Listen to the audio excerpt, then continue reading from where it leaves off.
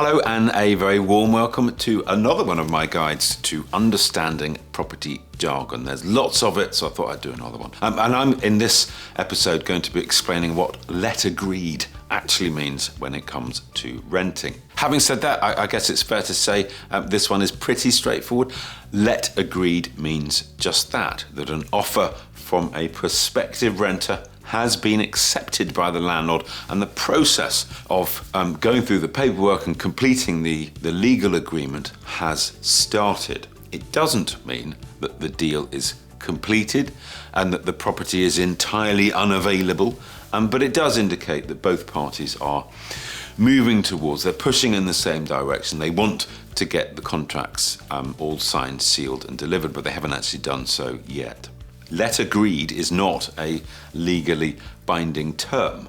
And so if you are looking for properties and you see your dream home on the internet, but it has a let agreed notice on it, well, you might still be able to make an offer to the landlord. It might be tricky to get a viewing, but in most cases, it is certainly a strong indication that the landlord will be unlikely to consider another offer. And they are in the process of sorting out a rental agreement with a different party. But if you don't ask, you don't get. On the other hand, if the checks that they're going through come back and they're not favourable, or if the prospective renter was to decide to pull out of the deal, well, the property at that point will become entirely available again. So, yes, it is worth keeping your eye on the listing if you really do see somewhere you think you would love.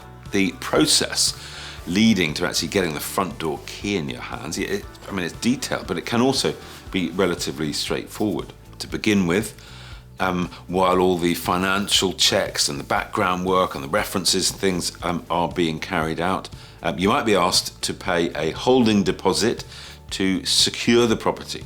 If your tenancy goes ahead, then that holding deposit is typically rolled into your rent or your actual deposit. If you don't go ahead with the tenancy through no decision or fault of your own, then you should get that holding deposit back in full. Other rental checks cover things like references, a look into your employment status, your income, your identity, and right to rent checks. And these are all done genuinely to ensure that you're reliable and that you're able to meet the terms of your tenancy agreement.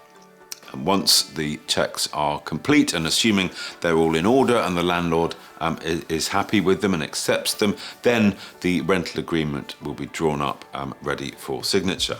You will of course need to pay a security deposit, and that is typically around 5 weeks worth of rent, or the equivalent of, just to give you a ballpark number, as well as of course the first month's rent in advance. So it's quite a lot of cash that you need to come up with on day one.